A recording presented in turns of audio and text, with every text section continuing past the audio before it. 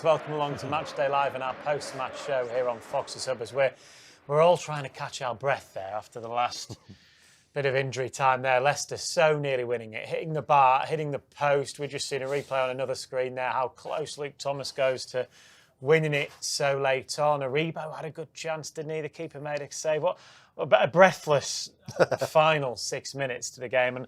And somehow Leicester haven't won that game in the end, which is, I guess, on one hand, Matt, very frustrating, and we'll come on to those chances maybe in a moment. But overall, 2-2, they fought really well, and then agonisingly conceded that goal, and then even more agonisingly, the woodwork denying him twice in the last minute. Well, a few twists throughout the game, wouldn't they? You know, could have gone one way or another. But overall, there's, for me certainly, I don't know, I can't speak for everyone else, but I think there's a feeling of like more positivity after that game than there was beforehand there, because certainly more than at half time. Again, it's Leicester showing their inconsistencies, but that was spirited there in that second half. You can ask the question, where was that in the first half?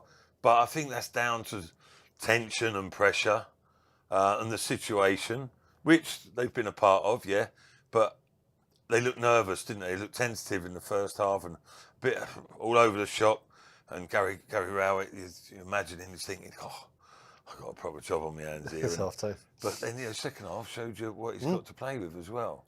And they're very unfortunate not to get the 3 points in the end. Because I expected the second half to be the first half. Yeah. You know, where they came out and really dominated the second half. I expected that first half. I thought, obviously with a new manager, all the lads will be up for it, and they'll dominate the first half. But I mean, that's I think, get the desire back that they did. It was exciting times. Obviously, at the end, it wasn't the best of games to watch, but I think Leicester in the second half thoroughly deserved the win, and they were just unfortunate not to nick it.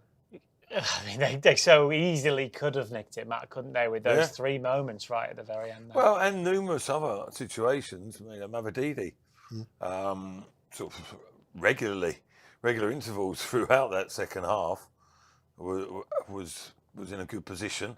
Couldn't get the killer touch, but yeah, and the ones that you referenced there, very late on.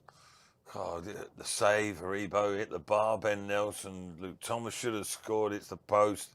That's all in the final flurry of the last few minutes, and the players are really frustrated and disappointed not to get the win, but they shouldn't be too disappointed with that second half rally. That'll give Gary Rowett a lot of encouragement and see what he's got to work with going forward. I think it will, because obviously first half wasn't good enough, I don't think, and then there was, because obviously Stoke had the upper hand, I think, in the first half, and the second half more spirited, more, people, the fans were got behind the side, and they were, I don't know, the tempo was different. I know what you think, Matt. The tempo was different, and it looked as though it looked more lively. Lifeless first half, and more lively second half. And I think that's when Leicester get that sort of mentality to move the ball quicker, to really excite, get the excitement back in the way they play football. Then they'll start playing well and winning games. Yeah, that's the voice of Steve Howard here in the Fox's Hub studio alongside Matt Elliott. Jerry Taggart has been on co-commentary duty for us against one of his former clubs at Stoke. Jerry, have you got your breath back after that final 5 minutes? Oh, damn. What an ending. Coulda, woulda, shoulda. Last words of a fool. I mean,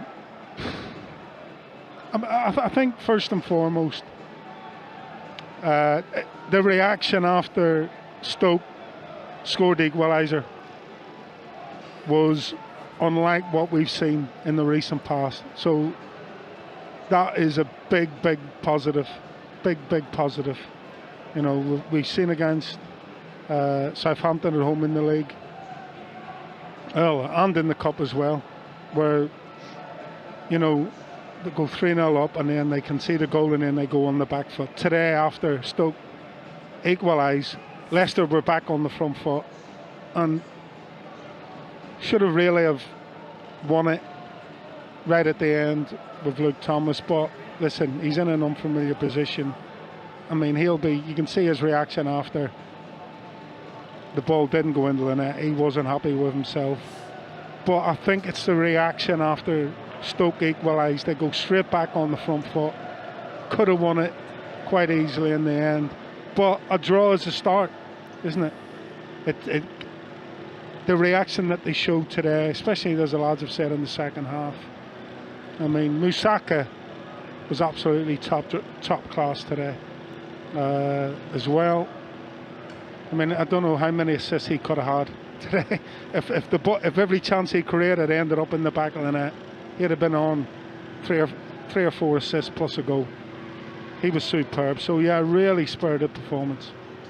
Yeah, and I guess that's what the away end can maybe have taken from that, Jerry. I was keeping half an eye on the pictures we were getting from Stoke. It looked as if all the players went over to that corner, presumably Gary Rowett himself, and I guess because of the spirited nature of the second half, the reception was pretty good. I know, it's an excellent reception, and that's what, it's exactly what you want to see. And that's what the fans expect to see. Is positive reactions, to disappointing scenarios. And that's what they've seen today. Really positive reactions to a disappointing scenario after taking the lead. And Stoke getting back on level terms, Leicester go on the front foot. And as I say, we haven't seen that, but we've seen it today in spades. Should have come away with 3 points. They didn't, but they got the point. Was it? I think the last point was Wrexham away, which was another spirited performance and a really dire game of football, really dire conditions. So yeah, and that's why they got the response from the fans, because that was a really spirited performance. Gerald, while you're here, I'm going to ask you a question myself. Yes, Matthew. Are you ready, son? Okay, so we had sort of limited access to seeing what was actually going on tactically in the game as such. Yeah. Was there anything you noticed that Gary Rowett has sort of implemented that we're not accustomed to seeing and that we missed, etc., or didn't mention? Or do you feel it was sort of more a mentality shift as much as anything else? I think in the second half there was a bit of a tactical shift where Mukasa was they were sort of playing like a 4-4-1-1. Yeah. With Mukasa in the hole, playing that, coming deep as well as getting further up top, trying to support Pats and Daka. In the second half, Mukasa was pushed further forward alongside Daka and alongside Steffi Mavididi. And what that was doing was putting pressure on Stoke's backline, not allowing them to get any sort of time and space on the ball at the back. And it worked an absolute treat. That's why you've seen Leicester have so much control of the ball, so much possession of the ball in that second half. So yeah, tactically, I mean, pushing Mukasa further forward worked an absolute treat. And then obviously, apart from that, they scored the 2 goals.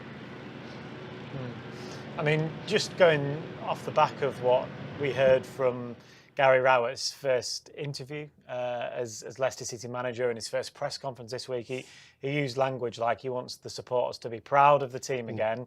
He wanted the players to be desperate to win again.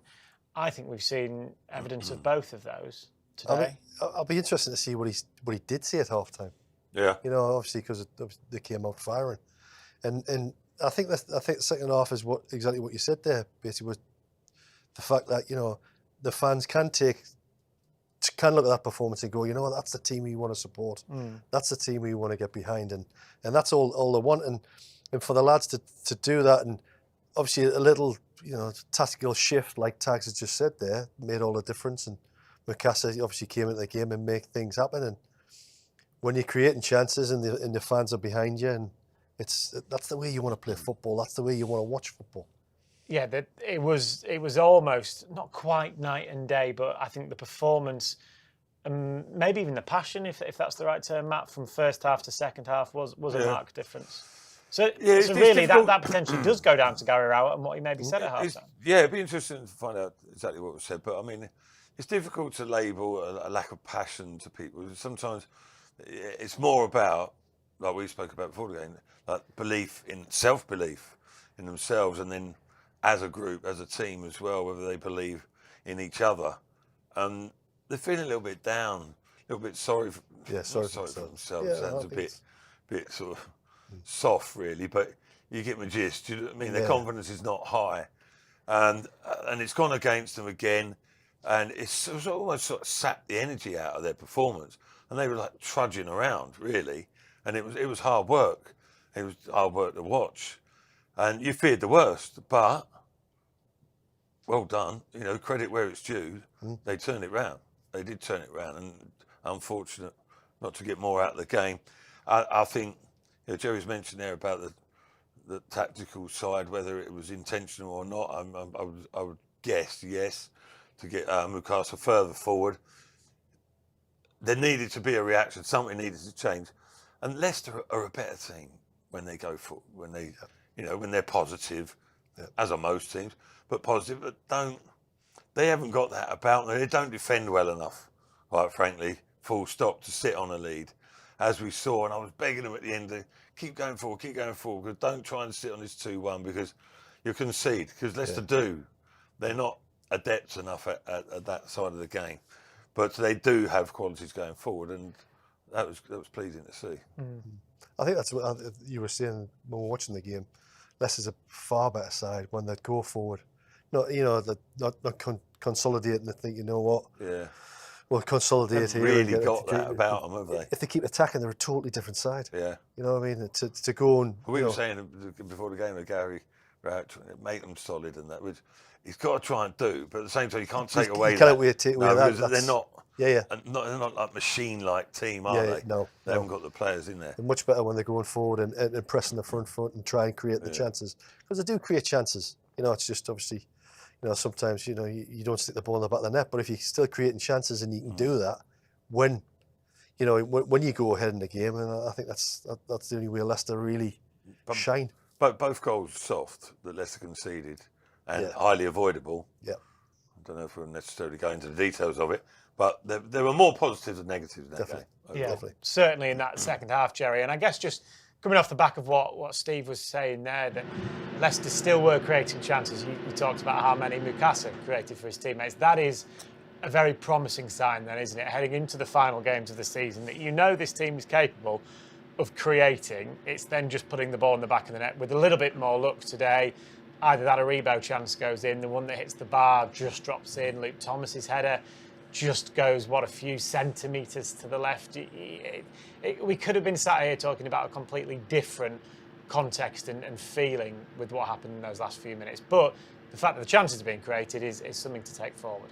Yeah, I think it's a start, isn't it? And I've seen a different side to Leicester City today than we have in recent games. And that's probably the most important thing. Leicester have got players to come back from injury and suspension as well to bolster that squad. So I think we're all feeling a little bit happy and a little bit, more upbeat, and that's what you're seeing from the fans today, because of one, the positive reaction from conceding that second goal, and two, the way they kept on creating and kept on probing and kept on asking questions of the Stoke backline. I mean, that was really positive stuff in that second half. And, Les, I'm just listening to the lads talking about, you've got Harry Winks in there, you've got Ollie Skip, you've got Mukasa. They're all guys who love to get on the ball. They're all guys who have, who have really good composure and possession, know how to take the sting out of the game, know how to make time for themselves, know how to probe and pass, especially Mukasa. Some of his passes today, I mean, sublime for an 18-year-old kid. Really, really. Superb performance from him today. And so, yes, we won't dwell on the other side of the game because we seem to have done that a lot in the recent games. What I seen today, well, Leicester moving forward in a forward motion, could have easily walked off the pitch 3 or 4 goals. They've walked off with 2. They've got a point. It's a start. It's a building block to hopefully bigger and better things. Yeah, and in terms of 2 of those goals that did go in, Jerry, the pick of them probably, well, definitely is that Harry Winks strike, isn't it? Great goal and a great moment with the away end there. Yeah, and that's another assist for Mukasa. You know, lovely little back heel. And Harry Winks, he's on there in a flash. He has to be. He's got 2 Stoke defenders bearing down on him, coming out from inside the Stoke box to the edge of the box. I mean, it's a superb finish from Harry Winks. And he had a really good game as well today. Yes, there was 1 or 2 things he did where you think, well, that's not quite like Harry Winks, but overall, I mean, he was superb today alongside Mikasa and Ollie Skip. And I mean, that midfield, you know, when they're on the ball, that's where Leicester tick. They sort of, you know, they're the building blocks of all the good stuff that the lads have just already been talking about, where Leicester are at the best going forward. Them 3 are at the pinnacle of that, you know, getting Leicester on the front foot when they control the ball and control the pace of the game. Yeah, but when they had that control, Steve, they did look good, didn't they? Particularly in that final 20 minutes or so. I mean, it's just tags saying there when Winks, the times I watch Leicester play and when Winks plays, I just think they're a better outfit. They play better when Winks in the side, you know, and like Tag said, with Skip and Mukasa as well, with his quality, his technique is superb, and obviously he set that goal up for Winks, which was a tremendous strike. I think it makes them go forward more, and like Matt was saying, they're a different team when they go forward. Yeah, I was just thinking there, interesting that I know Leicester had their moments before, but when Aribo came on as well, he gave it sort of a bit more of a, in a roundabout way, given license to Mukasa to venture further forward, because he's not an out-and-out wide player, is he, like Monga, Fatah with Mabadidi. But he can give a variety of purposes there, really. He can let Mukasa go, and he can sit in midfield and let Winks get further forward, as possibly, you know, culmination with the goal. I'm not sure if it was quite effective in that way, but he gets in the box, Aribo as well. Different type of player, but his athleticism can give like a different structure to Leicester a little bit as well. So he could be a valuable addition too. And that versatility clearly that he has as well. Yeah, exactly. Absolutely. But it's funny, you know, because we're all sitting here very upbeat, and you know, and everybody's, you know, the performances that was obviously the second half performances was a lot better than the first, and we're all sitting here upbeat, and you're talking about these players coming back from injury as well. So the squad's going to be growing, and you're going to have a really strong squad, which you know, especially with 14 games when you need to put a run together to you know, to push yourself back up the table. Yeah, that's huge actually, Jerry. And to be fair, Gary Rowett said it in his first press conference in the week. He spoke about the amount of injuries Leicester have had to really key players actually has really hurt them. And you think Jordan James, we could probably all agree, definitely been Leicester's best player this season. He's obviously been missing for a good period now. Touchwood, he's getting closer and closer, and when he comes back in it as well, it's not just him but other players around. Things can be a little bit more solid, and just get those players back and have a full squad to choose from. Yeah, I think you know you look now at the modern day game and the way players' minutes are managed on the pitch, and you know, with Alex Jordan James, you know, Deco Reid comes back into the squad for Tuesday night. You've got Vestergaard, Lascelles, you know, you've got 1 or 2 others that whose name temporarily escaped me at the moment to come back in as well. So, and it's all about then the rotation. But you've got Mukasa, who's absolutely stole everybody's thunder today. But then on the side lot, Tuesday night, you've got Bobby Reid to come in as well. So you've got 2 quality players for the same position. Jordan James then coming back hopefully in the next week or 2. Another quality player in that midfield position. So all of a sudden, you're Gary Rowett and you're thinking, okay, things are looking better, things are looking up. And then hopefully the defensive players, a couple of defensive players, can get a shift on and get back fit. It just bolsters the squad. It just puts pressure on the guys that are already in there at the moment to perform, not make mistakes. And then everybody's hopefully singing from the same hymn sheet on the Gary Rowett and Callum Davison, and you know, hopefully things will look up, as I say. But I mean, there's a lot of football to go, that is for sure. And you know, at the minute, with this performance and hopefully some magic sponges in the treatment room at Seagrave, then we can get some players back sooner rather than later. Yeah, just a quick list, Jerry, for those names that escaped you on the treatment table. Hamza Chowdhury, Jordan James, Jamal Lascelles, Aaron Ramsey, of course, Yannick Vestergaard, Harry Souttar, we know he's a long-term absentee rather, and then we don't know about Fatawu or Ayew today and what's gone on there, whether they've picked up injuries or anything. I'm sure Gary Rowett might confirm that at full time. You rightly said Bobby D got over Reed to come back from suspension, so there are players to come back in, some very big players to come back in as well. Yeah, but well, players with big reputations, you know, players who have played at, you know, the majority of them have played, if not all of them, have played at the highest level. So, I mean, and hopefully it's not too long before we'll see them back, which will, you know, add to the armoury that Gary Rowett will have to see these next 13 games out, and that will give him the best sort of opportunity, you know, to steer Leicester to a safe passage for next season. But as I say, the most important thing for me today was seeing the reaction at conceding the second goal. The reaction from the Leicester players was absolutely superb. I mean, and you were just talking about the chances there, Matt. You know, the Aribo chance, and you're talking about Aribo, the chance he had, the chance for Steffi Mavadide, the chance for Luke Thomas at the end, all set up by Mukasa.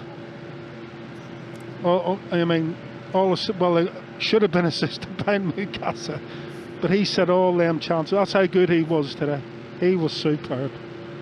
Yeah, he's a good player, isn't he? You can, to be fair, Tags, you could see that the moment he got on the ball, excuse me, before he'd even scored against Southampton. It just his style and his That's manner. I'm saying. If Leicester had scored 5 today, nobody at the stadium would have blinked an eye. That's how probably good the chances were, unless it didn't convert them. Okay, that's one thing. So that would have meant that Mukasa would have walked off the pitch with 4 assists and a goal. Yeah, well, like you say, coulda, shoulda, woulda. Yeah, no, exactly. But you could also relate that to the first half, Tags. They were cutting it a little bit fine. Well. So, you know, I think Leicester need to be mindful of that as well. That we're not getting carried away with a point. I think you're right. It's a positive. Yeah, I think you're right in what you said about probably a little bit nervy, probably a little bit new manager. How's this going to look on the pitch? A little bit nervy coming to Stoke. You know, Stoke hit them hard in that first half, high pressure, you know, no messing about, getting the ball wide, getting balls in the box, weren't able to cope with it. With conceding the goal. But then they came to terms with it, and they sort of felt their way into the game rather than straight out of the blocks and go toe-to-toe with Stoke. So there was a little bit of that, I will give you that. Steve, I'll let you have the final word then of the afternoon. And judging from what Matt's been saying, from what Jerry's been saying, things do feel positive. It would be so much better if we were talking about a 3-2 victory there with one of those chances going in at the end. But actually, there's reasons to be very optimistic now moving forward in the next week or so. Oh, absolutely. You know, you look at that, and you know, if you can take that confidence and the energy that they did in the second half into the rest of the games of the season, I think, you know, me and Matt was just talking, I think it's quite a nice little run in, if I would call it a nice run in, if there's such a thing. Up, yeah.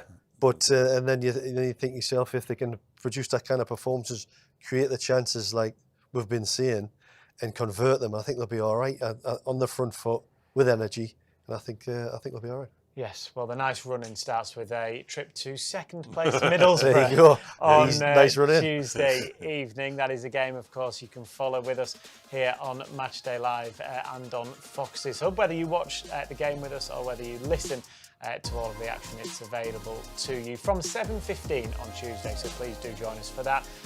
All you need to do is head on to Fox's Hub. That'll give you the information of what's available to you in terms of watching or listening on Tuesday. Thank you to Jerry, safe travels back from Stoke. Thank you to Steve, thank you to Matt, thank you to everyone for their patience earlier with the technical issues. We got there in the end and we saw a thoroughly entertaining 2-2 draw. It so easily could have been a victory for the Foxes, but they'll take confidence under Gary Rowett, I'm sure, into that game on Tuesday. We'll see you all then. Goodbye.